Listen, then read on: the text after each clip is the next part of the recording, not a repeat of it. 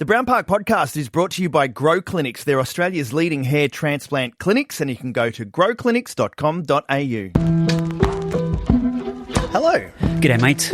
Today's guest is a gentleman by the name of Tommy Herschell, but for people outside of Australia, you might struggle to understand some of the things he says. He has a unique Australian language that maybe, like you say, some international guests may not know what the hell he's talking about. So at one point during the chat, he will say, so I went and grabbed a pig's ear.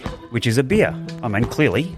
Clearly. And then also he says where he grew up was in Tugs. Yeah, which is a place called Tugan on the Gold Coast. Makes complete sense. Look, there's many of those, and if you need help, sing out at the end on our socials or whatever, and we'll be able to interpret it for you. But his name's Tommy Herschell, and he's going to be on the show. The Brown Podcast. Question. Uh-oh. What? You've had a vasectomy. I have. Have we ever talked about your vasectomy story on our show? About my attention to detail? Attention to detail was not your strong point. It's become your strong point now that you're on the ADHD meds. It has helped. It definitely has helped. So where are you going with this? Well, look, I asked because I had a vasectomy during the week. You did? Yes. And how'd that go for you? Still a bit tender. Okay. Mm-hmm. But the story of your vasectomy is one of legend. So, okay, right. Right, so I rock up to get the vasectomy. Let me just say, he almost bit off more than he could chew. Well, no, they almost took off more than I could chew. That's what I'm saying. So I rock up, and funny enough, I did it with another mate. We both went together and went, all right, we're going to be vasectomy buddies. 2 for 1? 2 for 1. Didn't get a 2 for 1, but, that would have been ideal. Yep. So we turn up there. They give you all the paperwork. Mm-hmm. And I said, that's cool, I'll just sign it. It's all good. And she said, no, you have to read it. I said, yeah, cool, fine, no dramas at all. Mm-hmm. So me and my mate, we go sit down. He's sort of opposite me. I sign mine. I'm ready to return it. Mm-hmm. And I said, what did you answer for this question? He goes, it doesn't even have that on mine. Mm. Turns out I was signing the paperwork for a... Circumcision, yes. So realistically, it does pay to read the finer detail. At what point did you realise? Was it at that point that you went, oh, shit? Yeah, I had no idea. I wasn't even paying any attention. Like, if ever hey, and for anyone that wants to scam me, I don't ever read the details, so just put a contract in front of me and I'm going to sign it. Say that on the podcast. Nice and easy. I'm ready for the taking. So, yes, anyway, I signed for a circumcision and then realised my mistake and we managed to sort it all out. But... no, had I gone in there, he would have said, how much more do you want to take off that? There'd be nothing left. I'm glad you said that joke. I didn't want to do it. The Brown Podcast.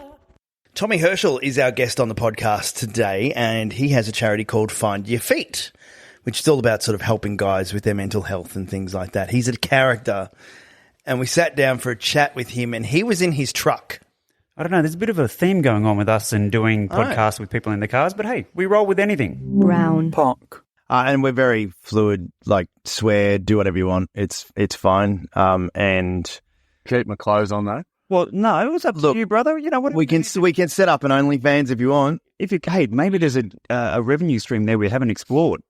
Yeah. OnlyFans. What do you want to say? Plural, I reckon, for me. It'd just be OnlyFan. I'll feed myself. Mate, well, Tommy Herschell, thank you very much for joining us on the podcast. Yeah, mate. Yeah, thanks for having me. Excited, always good. And you are coming to us from a truck today. Well, I'm coming to you from my red Land Rover Defender. Now, it's what I call my therapy space on wheels. So I guess there's a bit of honesty straight up, fellas. I bought this truck, I reckon, 8 years ago. And honestly, when things like get a bit full on for me, I can get in this truck and I can go for a long drive, and it's geez, here we go. We've gotten straight into it, but it's the uncomfortableness of it. It's the fact that it isn't smooth, the fact that it's got this beautiful smell to it that only an owner could love, and it's the fact, mate, that my dog just walks around in it like she's walking around the house whilst I'm doing 100 down the freeway. It's a therapy vehicle on wheels. So cool. I mean, is it like a camper van, or is it just an empty van in the back, or what? No, mate, it's a dual cab, 99 model dual cab Defender, 130. Mm-hmm. So it's about 5.5, 6 meters long. I've got a canopy that I put on the back, and I've got a rooftop tent. I've got a fridge in it, 100-litre fridge, an oven, made 140 litres of water on board. So, mate, literally, I travel around the country doing this work, the work that I do, and at any opportunity I get, I'll drive. For me, that time on the road, the time camping, the time setting up and packing up, really good opportunities to sort of wind down from a heavy day or just to process a few things. I think when you're driving along the road, you can think about something when you're in Orange, and by the time you get to a beautiful Molong, what you're thinking about in Orange is gone, and you've started to process something new. So the road for me is just one of those ways that it's again, pardon the pun, but it's a great vehicle to process shit you got going on. It's true. Those long drives always do it for you, don't they? I do a bit of driving for work, and where your mind goes when you're on these drives is it's pretty special sometimes. You come up with these great ideas, and it makes you, you also kind of disconnect from the outside world when you're in your own vehicle, hey?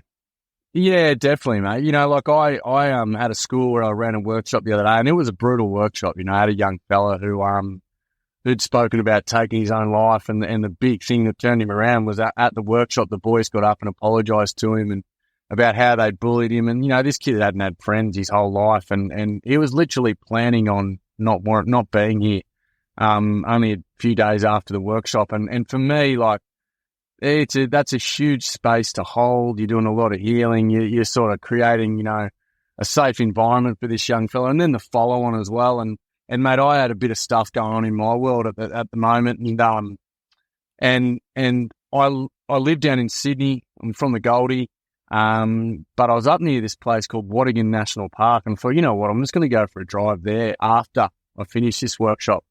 And I got up there, and you probably should have recovery gear. I should have had water, but I didn't have any of that. I just thought, I'm going for a drive, which you shouldn't do. But I did it, and a lot of these tracks that I went down, I was trying to get through this national park onto the other side, and there was a few people who told me you couldn't do it, a bridge had broken, and it was impossible to get through, and I just tried all these tracks, and a couple of them I got down to the end of, and I stopped, and I had to turn around, went down a few more, couldn't get down there, and eventually I found my way out of it. And I was chatting to my counsellor about it, and she goes, "It's interesting, isn't it?" She said, it's probably a pretty good analogy of your life, or all of our lives, we go down tracks and we get to the end of it and we can't go further. So we need to be better at turning around, retracing our steps and looking at where we've come from and then trying another one.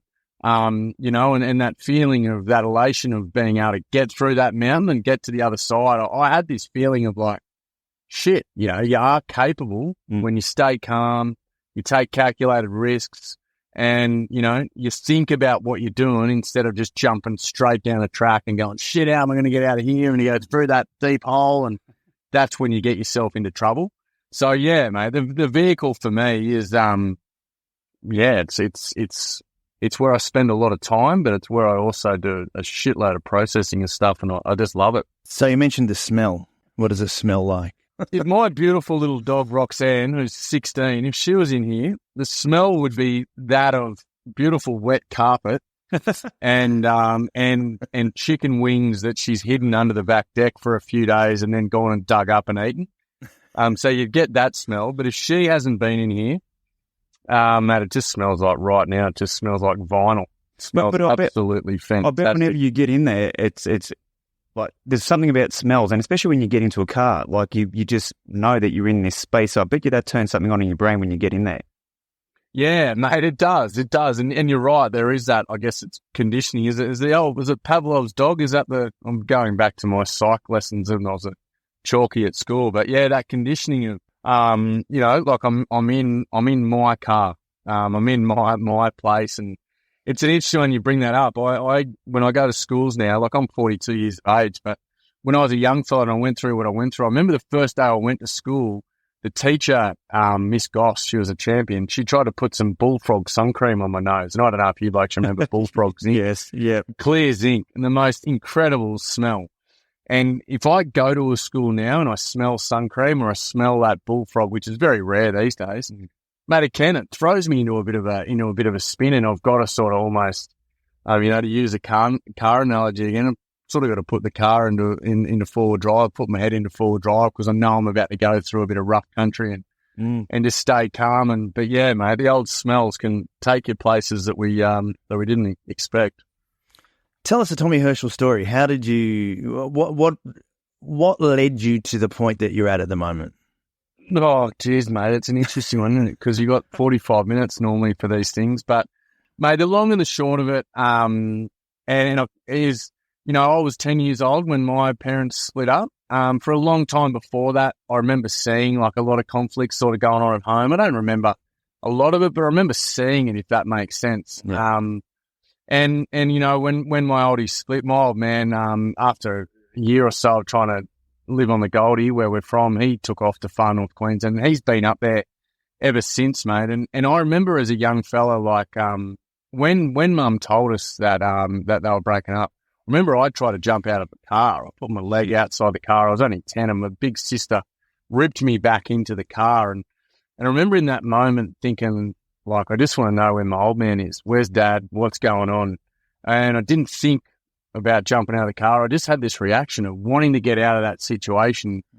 And I think a lot about that now, when we lose people, like, there's a crazy stat that you hear that 66% of people that survive suicide regret it, attempting it in the first second, that they did it. And I often say to young fellas, like, I don't know what happened in that moment, but I had a brain snap. And from then on, I guess I never really challenged what was going on in my world. I just sort of accepted it and went at it in the wrong direction, if that makes sense. I never wanted to process it. I never wanted to know actually what was going on. I just wanted to know where was the old man and what was happening. Mate, when he moved to far north Queensland, I just felt I felt sorry for him. I felt sorry for Mum. I didn't know any of their story. And so when I lived with Mum at Churgan on the Goldie, I was feeling sorry for the old man.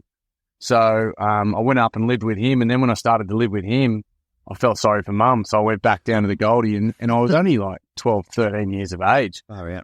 And it was brutal, like that's the time where your biggest fear should be getting home before the streetlights come on so your old man doesn't kick your ass. Yep. Instead of, my fear was getting on a plane and waving goodbye to my old man and knowing I wasn't going to see him for another 6 months, or the same with my mum. So I sort of grew up for a long time with those were my fears, and you can't explain those to people, especially mates your own age. And, when their biggest stuff going on is kicking a footy down the footy ground and, not getting a lift down there, and you're there laying there on the ground, like, which I used to do, and sit there and going like, shit, I'm not going to see my old man for 6 months, and they'd be there going, come on, we'll be right, let's go kick a footy. I just never knew how to process this stuff. And for me, being a smart ass and a loud bloke and all that sort of stuff at school became a great way to process it, because I could be angry, I could be loose, I could be a bit of a unit, put on this mask in front of the lads and be really safe, and then go home and I'd sit next to a fax machine, and write letters to my old man or write letters to Mum.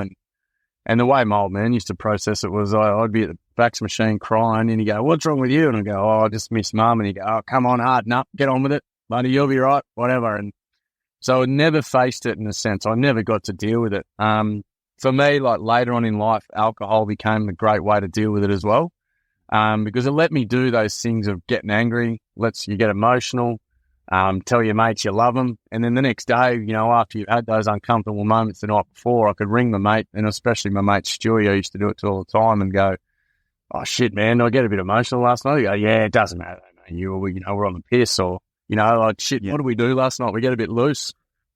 Yeah, it doesn't matter, we're on the piss, and, you got a bit angry, mate. And so for me, all that anger was coming out in really bad ways. I was what we say at Find Your Feet. I was going left, taking all the easy route instead of going right and sort of facing what was going on for me. Mum did her best and took me to as many counsellors as she could, but I just didn't know why I was there or what to say to these people, that seemed like strangers. Mate, it got to a point in my life where, I travelled the world for a long time as a surf journo. I'm a school teacher by trade, so I was pushing chalk during the day, so I'd wear the mask really well wherever I was. But then, at night when I was on my own, I would just, I'd drink and I'd cry myself to sleep. But yeah, it got to one night where just it all capitulated and it built up. And I say to young fellas, you know, like my laundry pile built up, all my shit that I'd never washed and processed and taken care of just got way too big and I couldn't hide from it anymore. And I was sitting at home and had two blokes telling me I need to see a kinesiologist. And I was like, what's that, mate? Like, you know, I come from Chugan, mate. Closest thing we got to a massage therapist is the old dodgy bloke who volunteers on a Sunday at the footy club. Or, you know, the flashing open sign, you know, down the street. Yeah. That was On the Gold Coast Highway? Yeah. That was the closest for me. And they kept at it. And I had 25 years of shit built up, laundry pile. And, mate, I picked up a red wine bottle, sculled it top to bottom, threw it across the house and pretty much just trashed the house for the next 3 hours. And mate, I ended up underneath the house, banging my head against the wall saying, I want to go home to Queensland and I want my mummy. Like I was 35 years of age. Yeah. And what I worked out was that night, what was underneath the house, what was banging his head against the wall was that 10-year-old boy that was in that car that was just wanting to know where his old man was and had been, instead of a functioning adult who, you know, realistically should have been able to deal with his shit and process his shit in a much healthier way than I had been. So that was the first night where I realised, you know, like, all right, I'm going to start to work on this shit. And that was 8 years ago. And don't worry, like there's been a lot of capitulations even along that 8-year journey. But the difference is now I've got the ability to step up and go, all right, like we got to go right. We got to face into the shit instead of going left. And mate, I rang a really good mate who's been down this journey, a fella called Tommy Carroll, an old surfer, and Tommy said, mate, I'm going to take you into the best way of your life. And he took me to a men's group the next day, which was an NA group, and I never did narcotics, but it was, you know, I sort of figure if you're going to win a grand final, you go to the Melbourne Storm, don't you? And if you want to beat addiction, you hang out with the dudes who have been fucking doing all the heavy shit in heavy places. And it was awesome. It was just, I got into this room and none of these guys had masks on. None of them were pretending to be anyone else. And they were just being themselves. And the minute I got to tell my story, just this weight of the world came off me. I was really lucky along that journey to meet a young fella called Bass Margell who passed away with Ewing sarcoma. And mate, one of the last things he did, he was 16 and I was 32, but last things he did when he died was he said to his mum and dad, I want you to take me out in the backyard. I just want to touch the earth with my feet one more time. And his mum said when he did that, he looked off into the sunset, looked at her and just said, hey, mum, tell my mates to love life and don't waste it. And when she told me that story, I was like, shit, you know, I'm not loving life and I'm wasting it. And I've got every reason to love it. Yeah. So the whole thing with Find Your Feet is what did Bass do in that final moment? You know, like he did what we don't do as blokes. He stopped, put his feet firmly on the ground and he looked off and he made this conscious, you know, decision to leave something on this earth that has made an impact on so many young fellas that I've met, you know, which is love life, don't waste it. And how often as blokes do we stop, put our feet firmly on the ground and go, all right, it's Friday, Arvo. The boys are toey for a beer. I know I got shit to do tomorrow. I'm going to find my feet on this one. I'm going to go in and just have a quick two and I'm out. You know, like it can be as simple as that. Brown Park. So, as always, we want to say thanks to our great sponsors of this podcast, Grow Clinics. Whether you want to stop hair loss, you can regrow your hair or maintain strong hair growth, they have the right solution for you. So I saw this week on their social media, they transferred a record number of hairs from the back of this guy's head to the top of his head. Yep. Have a guess how many hairs they managed to move. Well, I was 17,000, I think. You 17,000, that's a fair whack. Yeah. Anyway, this guy, 21,792 hairs. Wow. In one day. That's a big move. That's a mammoth effort. Like, I mean, they would potentially do that over 2 days, but they got this done in one day. So this guy, if you jump on Grow Clinics Instagram page, you'll see he was totally bald up top, but they've moved that many hairs that he's going to have a full head of hair once it grows back. It's absolutely phenomenal what they can do. We're living examples of it. We've both had it done. But if you want to see some real life success stories, go to their socials and check out exactly what Grow can do for you. They've helped thousands of Australians correct their hair loss, and you can follow their journeys in real time. And they're completely transparent with the entire process the whole way through.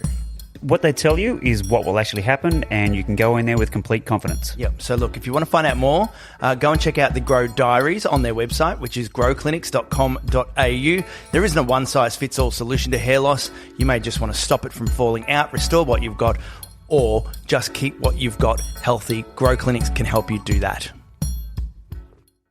Follow the Brown Park Podcast on socials at Brown Park Official. Do you find that that because we're all of a similar vintage, do you find that that there's a whole generation of guys roughly our age that haven't dealt with? Yeah, mate, definitely. You know, I'm really lucky. We've got some amazing ambassadors with Find Your Feet, but, you know, there's no red carpet bullshit with Find Your Feet. It's all about getting your hands dirty. And one of our ambassadors is one of my great mates, Kai Hurst. And to use Hursty as an example, like, he's been through so much shit, it's not funny. And he never tells his story. It's his story to tell, right? But every time he was faced with a challenge, he went right. All right. So this thing with Find Your Feet, we get to a junction when we got shit going on. We can go left, which is what I did, and go to the pub and do the easy shit, play the victim. Or we can go right and face it and go, you know what? I'm going to fucking deal with this shit now. Or I'm just going to get stronger and train harder and do what he did, you know. And he went on and won Uncle Toby's. He went and won, you know, competed in the Olympics. And he probably would say, hey, Tommy, I haven't dealt with my stuff in the fact of processing it where I'm happy with it. But what I did was I took it and I used it as motivation to be better, right? Whereas I use my shit as motivation to be bitter. So there's only one change of a vowel there, and it's the I instead of the E. And yeah, I see it a lot in mates. Like, a lot of us, it's easier just to go left and do the same shit we've been taught for so long, which is, mate, you got a bit of shit going on. Hey, come on, we'll go down the pub. We'll get over it. We'll have a laugh. Which we're still allowed to do. I still have a beer now, but will it go down to the pub? I'll still say to my mates, you know, oh, boys, I'm out of here in 2. I've got sport tomorrow. And I might use a bit of humour. I might go, you know what? Well, we all know that one's too many and 1,000's not enough. So I'm setting the boundary rope at 2 or 3. You know, I think as fellas, we were taught for so long all of these coping mechanisms that weren't healthy. Whereas, like, what we need to do now is front up and just go, hey, like, we've got a bit of shit going on. Let's set some time to be able to have conversations that go past that, how are you? And give fellas an opportunity to be able to go, yeah, boys, like, I've got a bit of laundry, and have that feeling of, oh, shit, just feels better to have that conversation, you know, and get a bit of shit off my chest, and use dialogue that we use. Swear, you know, tell funny stories, bloody. You know, I'm not sure. Like, when I was younger, so I'm 46 now. I think things are starting to shift now with the dialogue mates can have, because I know when I was 18, I was just a loose unit, similar to you. But there was no way I was talking to my mates about how I was feeling or the frustrations I may have had, because it was seen as weak, or you wouldn't have done it back then. So I think now it's slowly changing. Yeah, it is, mate. And it's an interesting one. Like, this is a big part of the workshop that I do, right? And one is I show the fellas the difference between asking a mate, how are you? Between, oi, how you going, mate? Because you look like shit, or you look knackered, brother. I'm bloody worried about you. And we can use that language, right? But there's a difference in those two questions. And the how are you is really easy to answer, eh? Because we just go, yeah, I'm good, mate. Bloody oath, I'm going real good. And if I was to be an example, give you an example of, like, when I was a kid, I'd say, yeah, good. Went down to Chooks Footy Club on the weekend, but someone's dared someone to steal a carton of piss, so I was the one who did it. Had a hell time, went through Chooks, rocking roofs, but he ended up back at the tavern. You know, just played up. It was sick fun. Had a cracking time. So we'll be good, mate. Off each other at some point, because I was probably doing the same thing. Yeah. Well, I can't remember who I used to cross. I tell you what, I'd remember on the Saturday when they'd look at me and shake their head. But then the how you really going is when you get a good mate. And I was really lucky to have a good mate at PBC on the Goldie called Macca. And Macca, I remember he was in year 12. You know, I was like year 10. I remember one day he said to me, Tommy, what's going on, mate? You look like shit. Like, yeah, what's going on, man? You look knackered, brother. And he came over to me, and I remember going, oh, whoa, like this fella's actually interested in what's going on for me, and he's concerned. And I remember saying to him, mate, my old man didn't come down on the weekend again. I was struggling with it. So, you know, when we went down the footy club, someone dared someone to steal a cut and piss. I just wanted to get a laugh out of the boys, so I did it. And, you know, he made a heap of shitty decisions around Chugs, and we rocked roofs, and I felt awful about it. You know, I went home, Mum was blowing up. Didn't know how to talk to her about the old man not coming down again. So instead of bloody doing it the right way, I got angry at her. And, you know, I've just had a heap of anxiety since. And I say to young fellas, like, what's the difference in those two stories? The first one, right, I put on a mask and I just pretend everything's okay, and none of my mates can get around me, right? But with that second one, a good mate's going to jump in and go, far out, man. Like, I had no idea you're going through that shit. I'm feeling the same as well, you know, like I'm struggling with my old man at the moment and I haven't seen him. Or they can say, mate, I've noticed you're drinking a fair bit at the moment, you know, like let's do something about it. You know, let's get in and support you. So, you know, if we're honest and we take off that mask, we're able to actually have conversations with our mates that we never normally would have. And then just quickly to put into sporting terms, you know, like Nico Hines is one of our ambassadors. And I always say, like, when Nico came up from Melbourne to play at Cronulla, you know, he had a bit of a dicky knee. Imagine, you know, Bellamy doesn't say anything about it. And he goes up to Cronulla, they take him straight to the Wanda Sandhills and they flog him. You know, he blows his knee out, he doesn't play all year. But if they're honest in Melbourne and his management's honest, he gets up to Cronulla and they go, hey, look, he's got a bit of a dicky knee. Instead of going to Wanda Sandhills, they take him back to the footy club. They get a rehab program in and around him. They take scans of his knee. They can put a structure in place. Yeah, he might miss 4 or 5 games, but when he comes back, you know, he went on and played like the best he's played and gets Dally M Player of the Year. So the whole moral of it is, like, if we know what's going on for someone, we can put a structure in and around them as mates and support them and help them be the best blokes that they can be.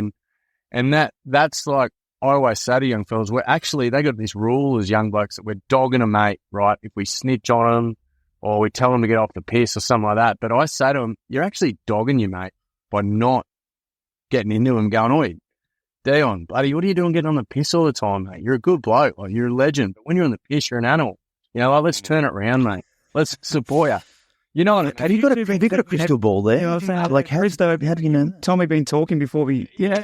You know what I mean? Like, you can support your mate. And the other rule that they live by is taking a risk. You know, you got to do stupid shit to impress your mates. Well, let's turn it around and let's take a risk and do, like, some solid stuff. Let's be the bloke who steps up and goes, you know what, boys?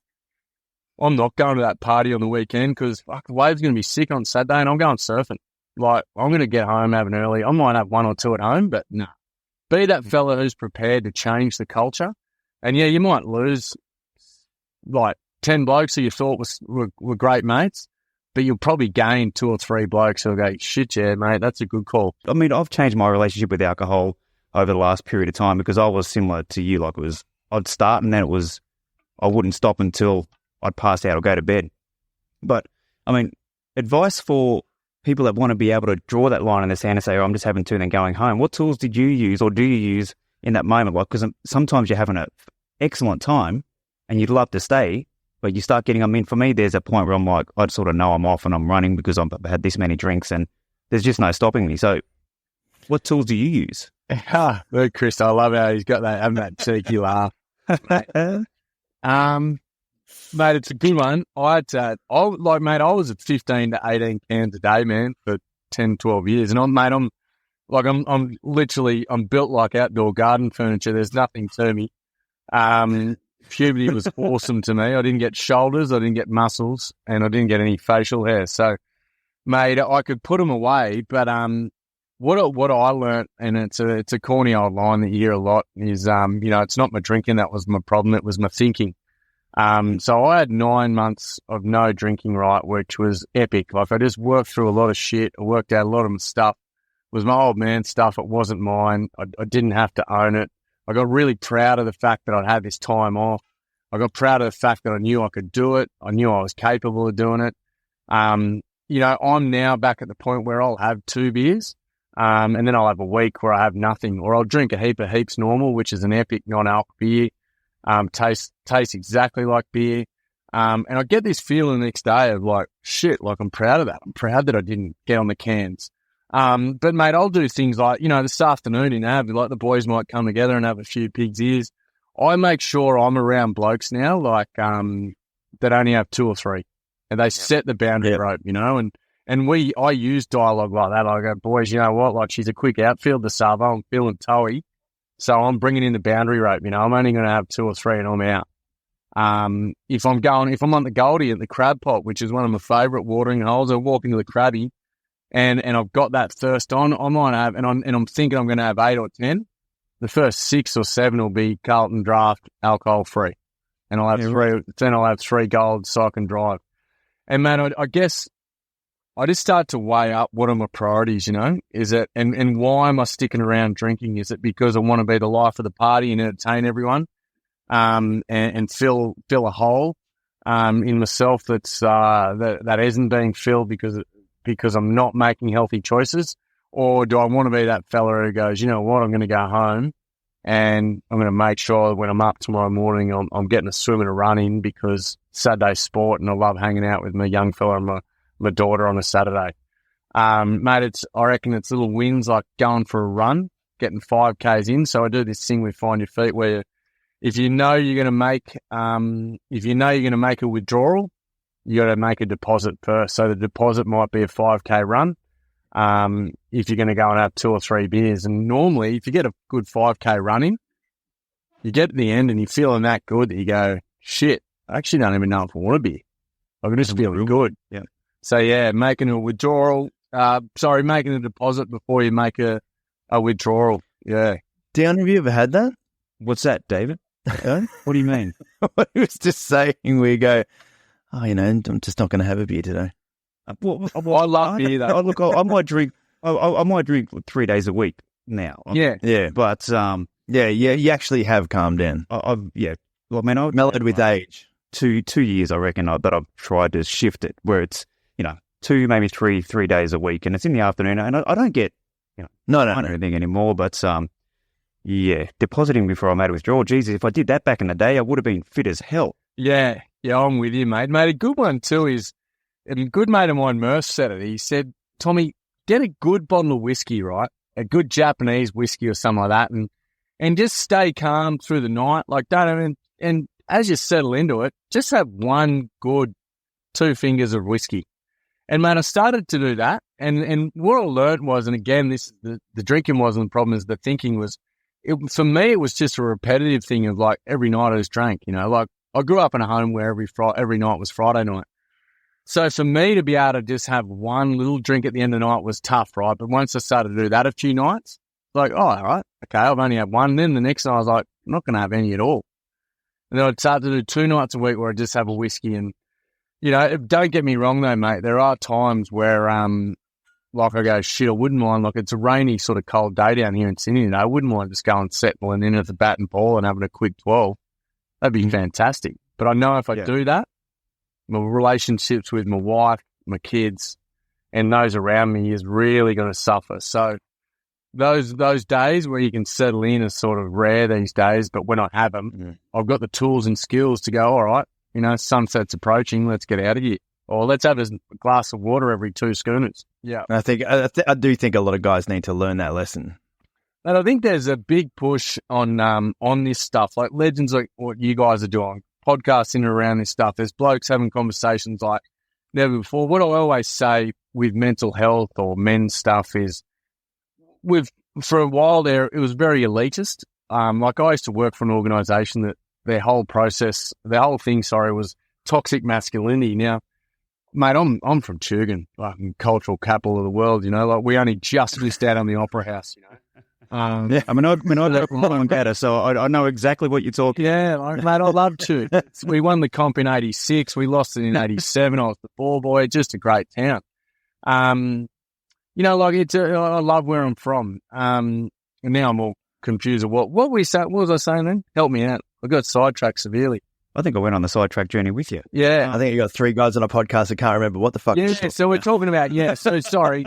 So we're, I was working with this organisation that's talking about toxic masculinity all the time. And, mate, if you went into Chugs, right, and started talking to blokes about being toxic and we got to stop drinking beers and we can't talk the way we talk anymore, they're going to switch straight off, you know? So I think what Find Your Feet does and what I do is, mate, I want to appeal to the legend who's sitting in the pub in Narromine, Dubbo, Trangie, Chugs, and Canamble, Coonabarabran, and all these places where I get to go and work. And, mate, they've been working their freckles out all day. If they're sitting there having a schooner and they can walk away from a workshop or a conversation and go, shit, I'll do that again. That was pretty easy. Or all I've got to do is get better at listening, then we're winning, you know. And I think that's what's happening. We're starting to have conversations now where, you know, blokes will swear. Blokes will say, you know, geez, Robbo, you look like shit. You know, I bloody love you. What's going on, though? What's up your ass, mate? You know, and it's a lot easier to have those conversations instead of saying, you know, like, hey, Dion and Krista, you know, the moon is at its axis of this and we're now going to sit around the fire with a talking stick and, like, fuck, mate. And how many times have you blokes had conversations where there's been a talking stick? Oh, Mercury in retrograde, mate. Yeah. So we're having more conversations. They're easier conversations. And we're letting. So I need to go back to what Dion just said. Then he's referencing your own talking stick. Yeah. I've had that in my hand a few times. Jesus, I took it there. But I find that the thing with guys our age, and you said you've got a son and a daughter. Dion's got a daughter. I got 3 kids. We're not passing. It's not the sins of our past, but it is almost the sins of our past down to our children. So we're not passing what we've gone through down to our children. Do you know what I mean? It's like a generational divide now. Yeah, big time, mate. And again, like I always say to young crew, it's not our responsibility to break these cycles, right? So, you know, in my old man's defense, unfortunately, we don't talk anymore, but in his defense, like his old man went to Second World War and came back, you know, traumatized. He'd never say it, but he came back traumatized. He pushed a lot of that onto my old man. And, you know, he then in turn, I've experienced it, you know, what his trauma. I'm really lucky I've got a wife who's stepped up and said, hey, like, this shit can't go on and I don't want it for my kids, and really challenged me to be better, which I wouldn't be here if it wasn't for her, right? I literally wouldn't be here. But I always say to young fellas and young girls, this isn't our responsibility, hey, to break this. This is our opportunity. And the two words are so different, you know, like responsibility it can be a heavy word that comes with a lot of weight. And I even say, you know, like if I say, all right, Krista, it's your responsibility every Thursday to take the bins out. You go, oh shit, all right, every Thursday I'm going to take the bins out. Whereas I say, hey, it's your opportunity every Thursday, get those bins out there. You know, you got an opportunity to do that. It's a lighter word. There's a lot of hope, I reckon, around the word opportunity. And young people go, shit, okay, so I can play a role here in making change and doing the right thing. And I get to choose how to do it as well. You know, it's so much easier for them to take on. And again, it's like that when you don't drink the 10 beers, you only have 2 or 3, you get this feeling of like, shit, okay, I'm a part of something solid here. Like, this is good. I'm feeling like I'm doing some really great things. Brown Park. Big thanks to Grow Clinics for supporting our podcast. If you are looking in the mirror today and you do not like what you see as far as your hair goes, they can't help your face. Yeah. Go see a plastic surgeon for that one. You need to jump on their website, which is growclinics.com.au, and take the Grow quiz. You can answer 3 simple questions and they'll match you with the most suitable hair loss solution for you. Like you say, if you're not happy, they can fix your hairline and they can restore it to your younger years. Absolutely. And if you want to see what it could do for you, then go and check out their Real People, Real Stories section of their website, because they're completely transparent with how people come in, the process they go through, and then what it ends up like. Like you and I are, 2 or 3 years down the track now? I'm 3 years in. Yeah, I'm 2 years in. And one of the best things I ever did. You look back at pictures and you don't realise how bald you really were. So it's changed my life. And I didn't realise how much it affected my confidence back then. Totally. Even like you say, last time you went to a fancy dress. Yep. You look better in the Forrest Gump outfit. great. Yeah, thanks. Now all I got to do is get rid of this paunch in the middle and we'll be right. Anyway, every Grow Diary journey tells a story. You can go and find out what suits you at growclinics.com.au. The Brown Podcast. Talk about it if you want, or just we can skip over it. But with your dad, what happened there? Yeah, mate. Look, no, we don't skip over anything. We find your feet, mate. And mate, it's a really big one. It's I've only just sort of waved the white flag and surrendered, and I think he has too. So it's pretty sad. Mate, I for a long time just wanted his love. I wanted his acknowledgement. I wanted him to be proud of me. Especially after he after Mum and he split and he took off. He moved like 2,000 kilometres away, and I was only thinking about it this morning. I had what I thought was a huge breakup when I was like 23 before I met my wife, and I thought it was the end of the world, and he was solid. He was there for me, right? But I used to ring him all the time in the mornings, and I'd leave this share house that I'd moved into, and I'd go to school, like I'm a school teacher by trade, and I'd say down the phone. All I'd do, man, is I'd drive to school. It took me 15 minutes to get to school, and I'd cry the whole way. I was going from Palm Beach to Varsity College. I'd cry the whole way, and I'd have him on speaker, and I'd just be saying, I'm sorry.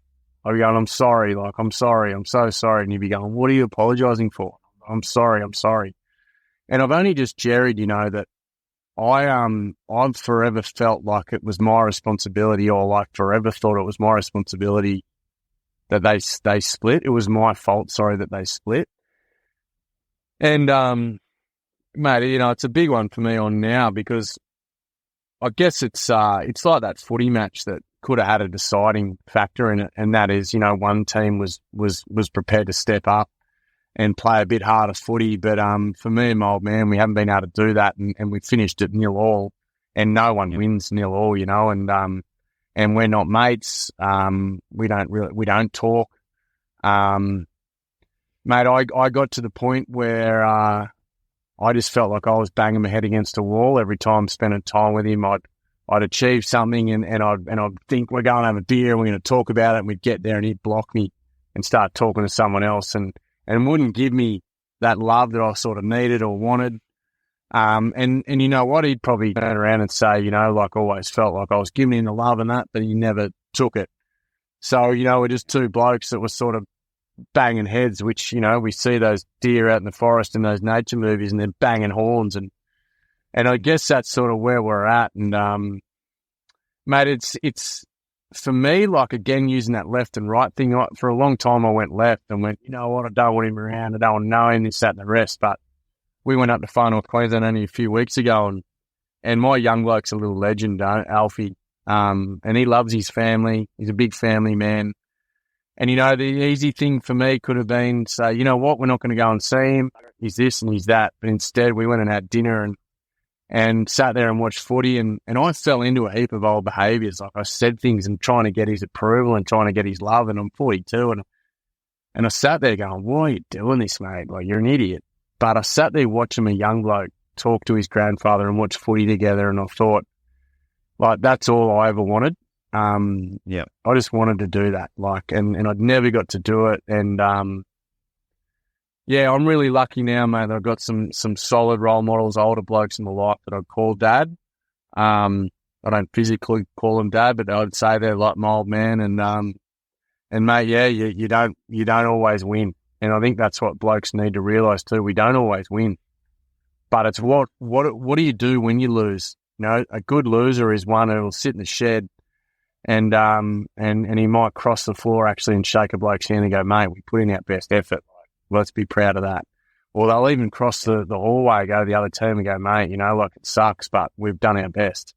A bad loser sits in the shed, kicks stones, throws rocks, blames everyone else. And that's for a long time what I was, a bad loser. So, yeah, no one's won really in the situation we're in, but the way that we've lost, I guess, is amicable. And what it does is it allows my young bloke to have that relationship with his grandfather.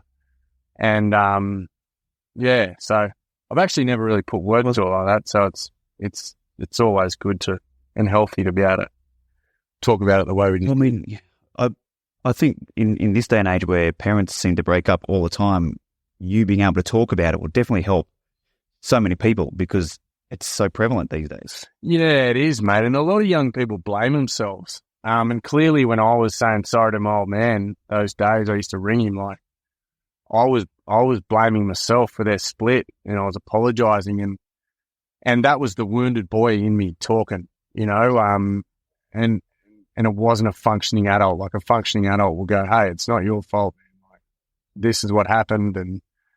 And, you know, we need to learn that if we don't look after those wounded kids in us, those wounded boys or wounded girls in us, that wounded boy is going to come out at 35, at 40, 45. And when you're down the pub and you're the one who should leave, the wounded boy is the one who goes, nah, I'm having too much fun, you know, like I'm not going home now. Like I'm going to continue to cause chaos. So, yeah, the more we talk on this stuff, the more we can own our shit. Like I'm a big one on that, mate. Like when you own something, hey, like you go, shit, that's mine, and I want to make the best of that. And the best way of doing that is by going, I've got to get better at it. I've got to be better at what I'm doing. I'm just, while you're talking, having a look around your car. Yeah. And I've noticed the hat. Yeah. I'll show you the tit for tat, mate. This is a ripper. Lots of things live in the tit for tat. So I got these beautiful glasses. So, mate, I got this for my 21st birthday. So I've had this hat for 22 years. And the hat rarely gets worn. But when the hat does get worn, it's in moments where I'm bloody wanting a bit of strength. So I put this on actually the other day up in the Wadigan National Park. And, you know, when I put it on, I feel a little bit like a female stripper wearing steel cap boots. You know, I feel a little bit out of place. But So for those of you that can't see, he's wearing, is it an Akubra? Yeah. Yeah, beautiful. Because all men need an Akubra, just saying, but keep going. Yeah, beautiful. But it's had a lot of use. Mate, it's had a lot of use. Got my beer coasters, 4X beer coasters, which I drive around with. But boys, this is a big one. I'll give you this one in my truck. And again, for the people who are just listening, I've got a Cool Mint, an old Cool Mint container. Yeah. Now, when I was a kid, my grandfather Keith, one of the greats, Keithy Zirk, grandma's name was Barbara Zirk, so her initials were B Zirk, which us kids thought was epic. She'd go B Zirk at us. But the grandfather had filled these with Cool Mints, and one of the old rules was when you got into his old truck, if you went in and took a Cool Mint out, mate, you'd get your ass handed to you, right? And so you'd sit in the car and Grandad would look at you and he'd go, would you like a Cool Mint? Yeah, I'd love a Cool Mint, Grandad. So that tin's been in our family for a very long time. That's cool. You know, it's a nice life lesson there, isn't it? You know, like that back in the day, you used to have to wait for things. These days, you can just get music whenever you want it offline. You can online, all those sorts of things. But that's a bit of tour of the truck, lads. Well, look, Tommy, what you're doing with Find Your Feet, particularly for guys that aren't in the city, I think that's really important. Yeah, I like that, mate. Suicide rates in the bush are 4 times higher than in metropolitan regions. And you're right. There's for me, I sort of see a huge disconnect, right, with what's happening in the bush and what's happening in the city. And you know, I'm not a bushy far out. Like I said, I'm from Chugan. But I always grew up going out to the bush. And the reason I loved going out to the bush was because the people you met were resilient and they were strong and they were tough. But they were also real in the fact that they were beautiful and raw, right? The thing that I loved about the bush too was all those old school values that we sort of seem to have lost in a lot of places, which is shoes off at the front door, hat off at the table. When you sit around a smoko table, you have a conversation. And they're all the things when I first started Find Your Feet. Like I started out in Narromine. You know, I'm now across Queensland and Vigo and all that, but started in Narromine, which is west of Dubbo, 39 kilometres west of Dubbo, so about 500 k's west of Sydney.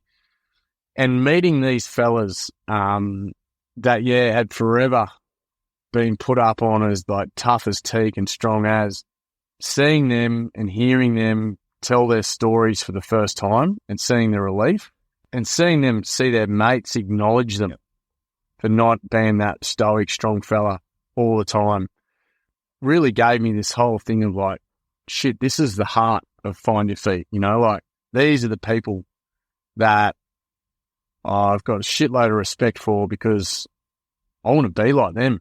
You know, I want to be someone who values taking your shoes off at the front door. And there's so much more than just taking your shoes off. So people are probably listening going, mate, who cares about taking your shoes off? But for me, when you take your shoes off at a door, what you're saying is you respect the people's home. You respect the people's space. You're not taking your shit into their home, whether that be, you know, the dirt on your feet or the shit in your head and your heart. You know, you're respecting someone's space. And then when we sit down at the table, to be able to have that conversation that, you know, I can't remember the last time my sort of family sat around the table at a morning tea or an afternoon tea and shared a cup of tea and cake. And, you know, like I go to this place called Waterloo Station, and my mate Gilly will say to me, mate, just sit a bit longer. You know, have another piece of cake, mate. We're not in a hurry to get back out there. We'll work right up until 6 or 7 o'clock. Just sit and enjoy this conversation. Find Your Feet is the name. Tommy Herschell, you need to go and check him out. We'll put all the details to everything he does in the notes of this podcast and on our socials as well. Man, it's been a pleasure speaking to you. What a great story and journey you're on. Yeah, I really appreciate the more opportunities like this, champions like you guys being able to Find Your Feet up on a platform. I mean, that's our thing. Give young people a platform to tell their story. Second thing is the skills to be able to own their shit and their behaviours. And then the third is to be able to leave a workshop and go, hey, like, I've got the tools now to shift the culture. Yeah. So even doing what I've done today with you guys have given me that opportunity and given us that opportunity. So thanks very much. At Find Your Feet. My young bloke always laughs. He goes, well, you at Find Your Feet. I go, mate, we're from Chugs. We only just got colour TV in Chugan, so don't put shit on me out. Brown Park. Well, there's a lesson in Australian language for you all. No, I'm sure there's some overseas listeners of this podcast today sitting there going, huh? They've really got their own language. Well, we do, and we love it. He's an absolute legend, and what he's doing is fantastic. How he's helping young guys Yeah. acknowledge their feelings and communicate is excellent. And we love it. I like how he said our feelings. You're not a young guy anymore. I feel like a young guy. Leave me alone. And also, if you're an international listener, you could play it back at half speed, try and understand it, or just reach out to us on our socials, which is Brown Park Official, and we will happily translate anything that you didn't understand from today's podcast.